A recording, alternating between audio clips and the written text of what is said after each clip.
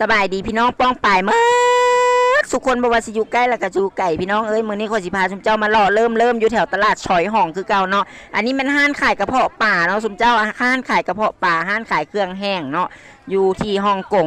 อันนี้ก็แม่นนั่นทั้งลุ่มนี่และแม่นนั่นเนาะตกปิ่งทะเลชุมเจ้าเอ้ยปิ่งทะเลเด้อนี่เด้อปิ่งทะเลกินได้เด้อนี่นะเห็นบ่เห็นอันโตที่ปิ่งทะเลที่มันเป็นอัน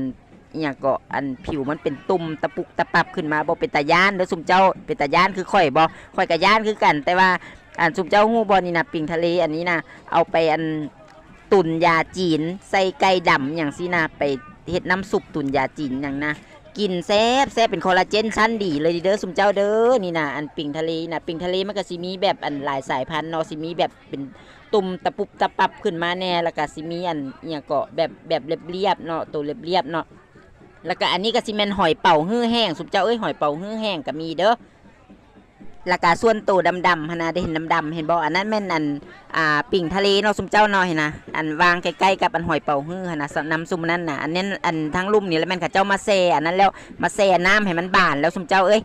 อันนี้แม่นคือสิแม่นห้านขายทรงสุมเจ้าเอ้ยห้านขายทรงพวกอันหยังเกาะ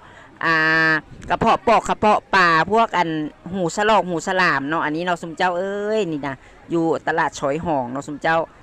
ได้เห็นบ่พนักงานค่ะเจ้ากำลังแพ็คอย่างบู้ขายค่ะนะ